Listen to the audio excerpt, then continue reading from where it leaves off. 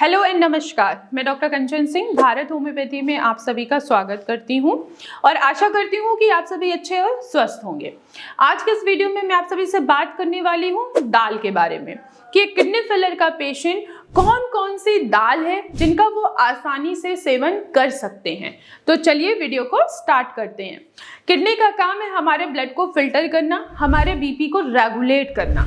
लेकिन जब हमारी किडनी पे किसी भी तरीके की इंजरी होती है, चाहे वो हाई ब्लड प्रेशर हो, चाहे वो हाई शुगर लेवल हो या कोई भी इंजरी हुई हो, पीकेडी हो गया या कोई जेनेटिक डिसऑर्डर हो गया, तो किडनी हमारे फंक्शन को धीरे धीरे कम करती चली जाती है, जिसकी वजह से हमें हमारे शरीर में कुछ सिम्टम्स देखने को मिलते हैं, जैसे कि स्वेलिंग का आना, इसके अलावा कमजोरी महसूस करना, इसके अलावा देखा जाए यूरिन में झाग का आना, उल्टी जैसा महसूस होना, उल्टी हो जाना, ये सारे सिम्टम्स देखने को मिलते हैं।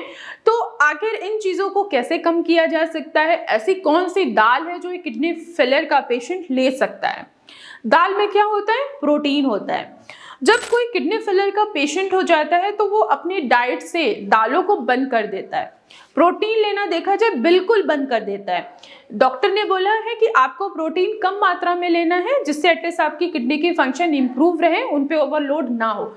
लेकिन बहुत सारे ऐसे पेशेंट हैं कि वो प्रोटीन लेना बंद ही कर देते हैं, दाल लेना बंद कर देते हैं, किसी भी तरीके की वो प्रोटीन नहीं लेते हैं। लेकिन अगर आप प्रोटीन नहीं लोगे तो क्या देखने को मिलेगा कि आपके पाँव में सूजन भी आ रही है, आपके शरीर में बहुत कमजोरी हो गई है, आपका पोटेशियम बढ़ा हुआ है, लेकिन आपकी डायलिसिस क्या है, नहीं हो पा रही है।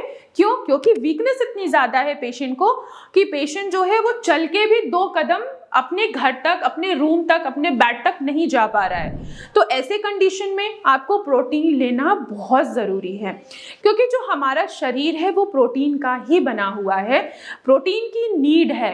तो जब आप प्रोटीन बिल्कुल लेना बंद कर देते हैं, स्पेशली किडनी पेशेंट, तो उनके शरीर में बहुत ज़्यादा वीकनेस होने लगती है, पाँव में सूजन देखने को मिलता है, पेशेंट चल फिर नहीं पाता है, पेशेंट खड़ा नहीं हो पाता है। तो आपको प्रोटीन लेना बहुत ज़रूरी है। तो प्रोटीन में क्या, कौन से प्रोटीन? आप कुछ दालों का आसानी से सेवन कर सकते हैं, क्योंकि इन दालों में देखा जाए लीन प्रोटीन होता है जो ईजिली डाइजेस्ट हो जाता है और आपके किडनी के फंक्शन को बिगाड़ता भी नहीं है, किडनी के फंक्शन को इम्प्रूव करता है, किडनी पे ज़्यादा ओवरलोड नहीं डालता है। तो कौन कौन सी दालें हैं? जैसे कि येलो मूंग की दाल, आप इनका सेवन कर सकते हैं, मसूर की दाल का सेवन कर सकते हैं, मोठ की दाल का भी सेवन कर सकते हैं। कि यहाँ तक कि अगर आपका क्रेटिनिन 1.4 है, 1.5 है, तो आप बीच में कभी कभी अरहर की दाल का भी सेवन कर सकते हैं, लेकिन कम क्वांटिटी में। अरहर की दाल जो है आपको रेगुलर बेसिस पे नहीं खाना है, आप मंथ में 1 या 2 बार अरहर की दाल का सेवन कर सकते हैं।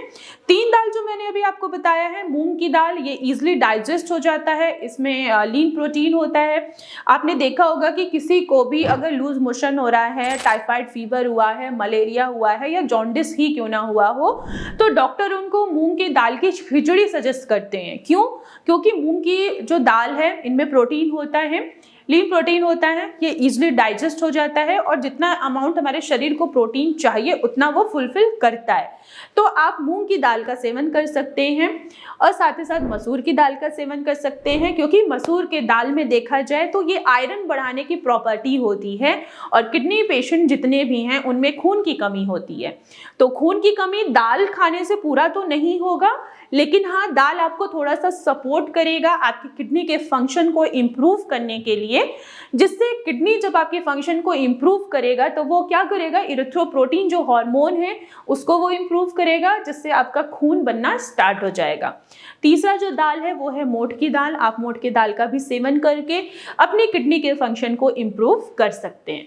तो आज की वीडियो में बस इतना ही, फिर मैं मिलूंगी नेक्स्ट वीडियो में, तब तक के लिए धन्यवाद।